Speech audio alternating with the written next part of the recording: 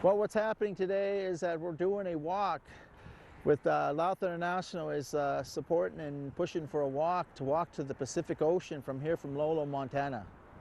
And we're trying to make a difference to educate the public on how bad the ocean and the streams and the waters are being polluted. It's to the point that the tribes are in dire needs and in a state of emergency because it's destroying the fish that we solely depend on to do our ceremonies.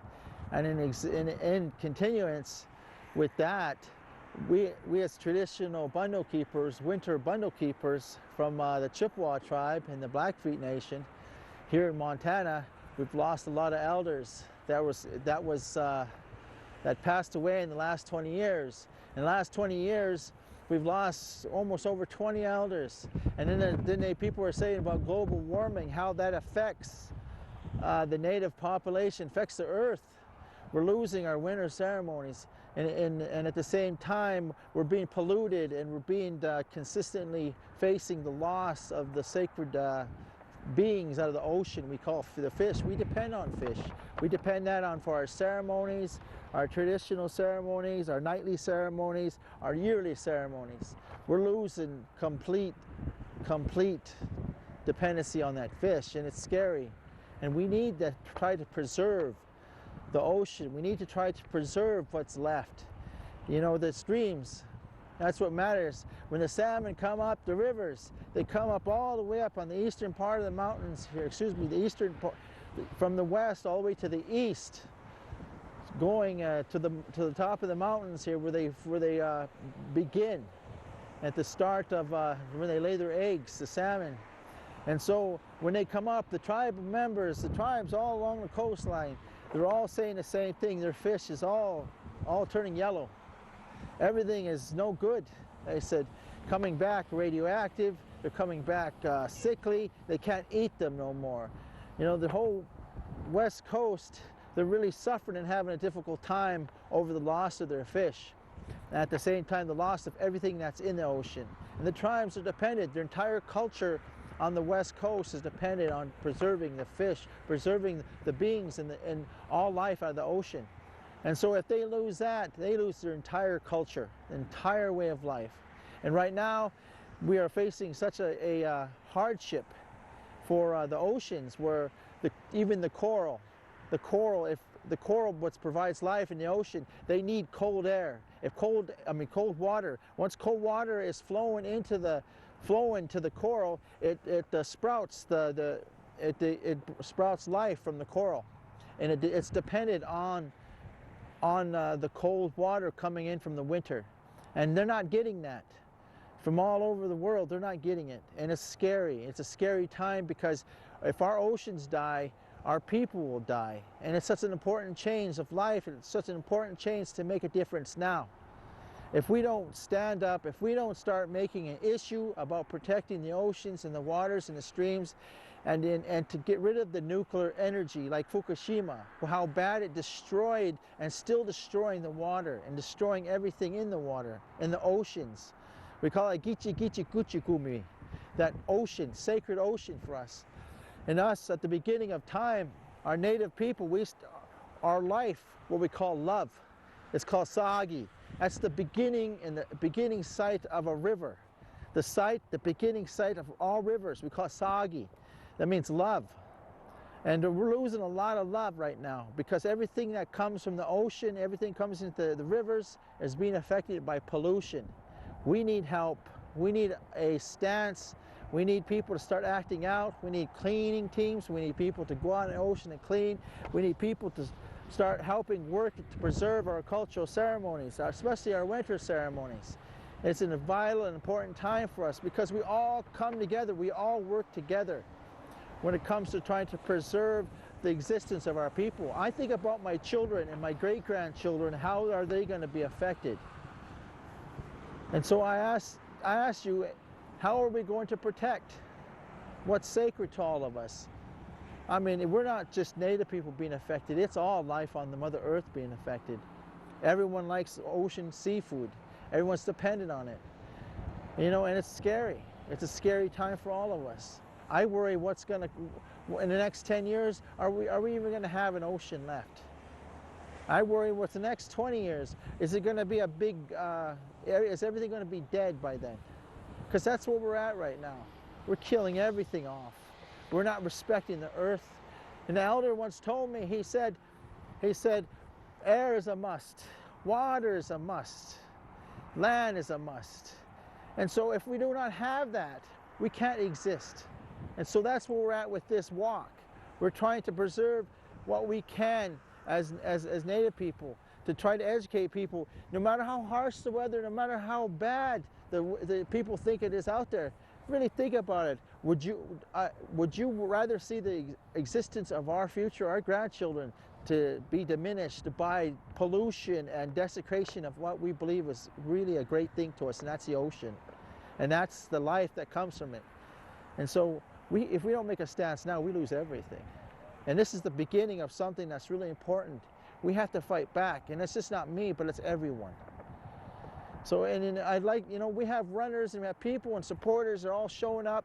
They committed to come here. They're committed to run. They're committed to stand by their staff and to think about and to pray about the protection of the waters, the protection and help for our people, our Native people. Our Native people, if we see them having it difficult now, but can you imagine if we do not have any of that?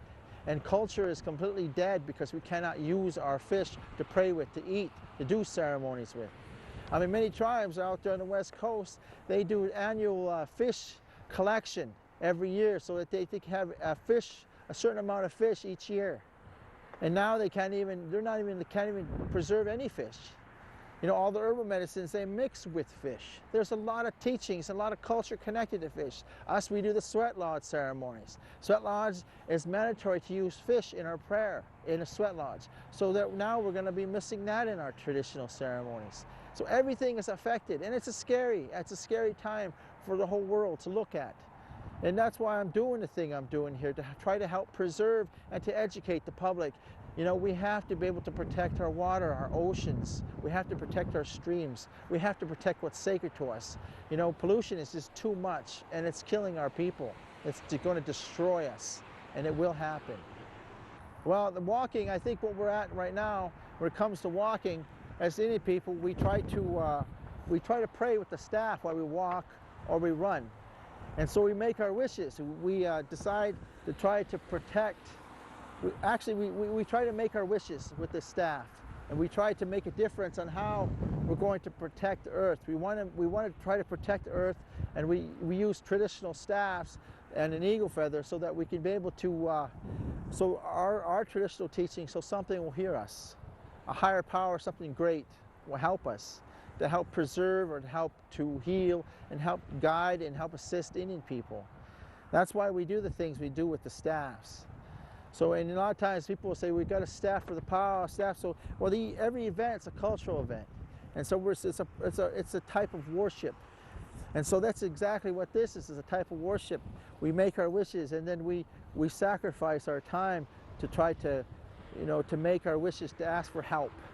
Pray for our people and pray for guidance and help. And for the ones that are really having a difficult time, that need that fish, that need that ceremony, that need the help from the ocean. Because that's, we as Indian people, we don't look at one thing, we look at everything. We're part of a whole circle of life. And that's why as Indian people, we can't sit back and watch the world destroy itself. If one of us is affected, we're all affected. And that's how Native people think. So they try to think about making things better by doing walks like this or doing runs. And this is exactly what we're trying to do right now, is we're trying to make a difference on this walk and this run. It's to pray and to ask for help. Well, I do want to let people know that it is, everything they say science is about global warming. And as Native people, our global warming is our winter bundles. And if we don't protect our winter ceremonies, we're going to lose a winter. And it's already showed itself through global warming. If you date it back 20 years from the time, you'll see in the statistics that it actually was, in fact, a lot of the world was heating up. And there was really a high amount of people that we had that had winter bundles are gone. and they've taken their knowledge and wisdom and traditional cultural heritage away from their own people. And there's a responsibility, see, for Native people to teach, but at the same time, there's a higher level of learning where people have to have regard and respect for the ceremony. And we get to the point where we're so away from our traditional system that people are letting go of everything. They're letting go of their songs, they're letting go of their ceremonies, they're letting go of their values.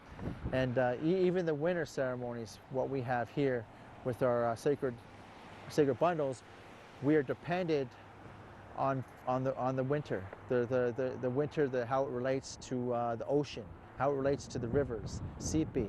And it's like I said, the river itself has a power to it, and it provides us the ceremonies that provide for us. Like us, the traditional Chippewa ceremonial way of life is through shells. They need shells. We need shells to pray with. We need shells to use to smudge our people. We use shells that come from the rivers, and we use it to pray with. And we're starting to lose those too in the oceans and the seas and the rivers and the streams, because you got freshwater clams that we depended on. And a lot of people, a lot of Native people, they're dependent on using that for ceremonies. That's why Chippewas, they call Meiji shells. And so they would use those shells to pray with. And so now we can't hardly find them, they're disappearing.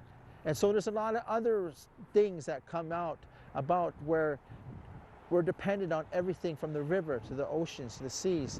You know, we're losing our ceremonies. And it's scary because even our offerings, we have to have fish with our offerings. And if we don't have it, we can't, you know, we're missing a big part of our traditional worship. And so this is why I do the things I'm doing with the staff and walking and running, and why I'm doing it. So I ask that the public and the people think about, you know, our Native people that are going to be suffering here.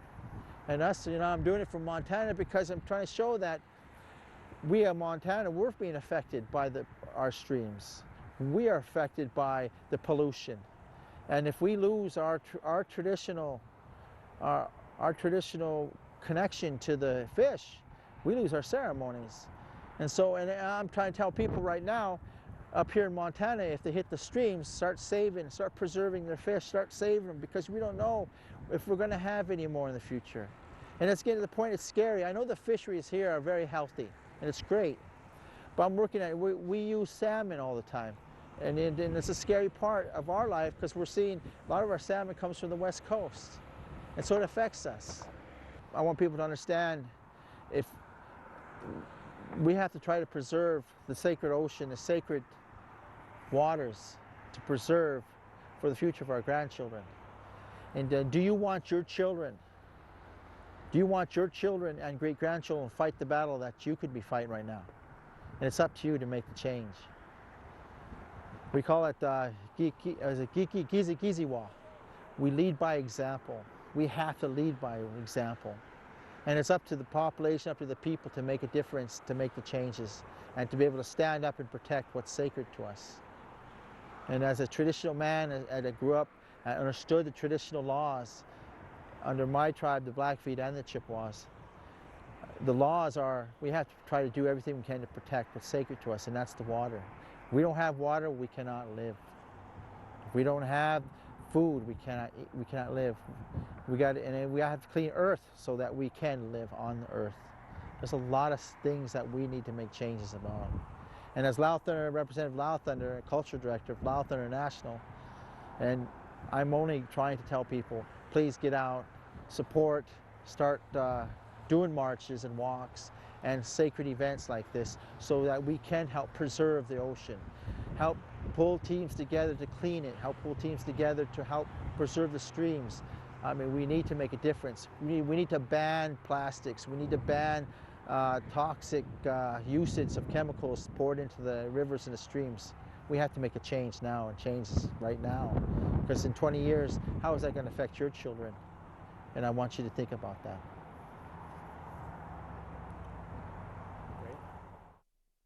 I think the biggest change for us to do things is, for mankind, is that we got to quit being afraid. If we're going to say we're going to do something, we do it. You know, people are always talking about how they're going to protect the earth, how they're going to protect the waters. Well, it's time for them to show that, show what they can do. Walking, doing walks, or participating in anything that has to do with change. We need to make a difference now. Our earth is we only have one earth, one place, one time. And we can't afford to have radiation, having nuclear facilities on fault lines, earthquake fault lines, where we all become a risk. I mean, it took one nuclear facility out of in Japan to destroy almost our entire ocean. So I think it would really make a difference if, in fact, people would quit support nuclear. Nuclear is just too dangerous for the world today. It's one that's almost destroyed our entire ocean. Just one. And that's in Japan. And that's being taken care of by General Electric. That company, if it changed names, then it is wrong. Then I can't say it changed names. But it was a corporation. Once again, a corporation that had that was a United States corporation that supported Fukushima, and they put that on a fault line to be flooded on a fault line of earthquake zone. And see, and that's what affects us today. One nuclear facility, and it nearly destroyed the entire ocean. And we're not even sure if it did or not. Since we're so unsure, but there's such a high death rate of everything that's affecting the ocean. It's affecting all the rivers and the streams here in our country. And so I'm worried about the future. If you're going to make a difference in Indian country or anywhere, don't be afraid of the weather. Don't be afraid of what's taking place. Get out and do it. You can make a difference if you get out and make the changes today. Myself, I'm walking all the way to the Pacific Ocean. I'm going to try to walk. And I don't know how far I'm going to get today, but tomorrow, the next day. But I know that I'm trying to do what I can to make a difference. And I hope that everything will go well for me. But at the same time, I hope for all will go well for people who participate in trying to protect the earth. This is a very shady time for all of us. And if we don't stand up and speak and open ourselves to correct people who are acting crazy or living crazy, or if we don't discipline these corporations, who will? Because everything will come back to our children. And our children are going to look at us and say, why didn't you do this? Why didn't you not speak up for us when this was occurring? Well, we have to do it now. So here I am. I'm making my way. And I hope I can make a difference, even if it's a small one. Even small differences can affect a pool of water. Just like as you step in it, you throw a rock in a pool of water, it moves. And that's how we are today. We have to be like that rock you throw in a pool of water. By getting out, speaking up, and making examples for others to do the same thing you're doing right now. As part of Louth International, I'm proud to say that I'm honored to do this. And I will continue to do the best I can. I will try to make it to the Pacific Ocean. I will try to make it as far as I can today. But I'll do the best I can to make a difference for the future of our Indian people. And I hope that other Native people will do the same thing as I'm doing, because it does make a difference. For even one person to make a difference will affect an entire population of Native people, an entire population of the world. We all make a difference on how we lead by example.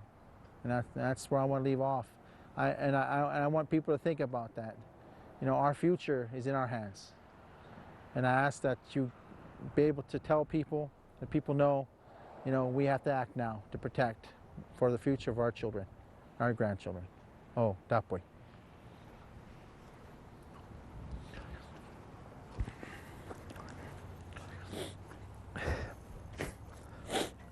Nakes ito, pamana.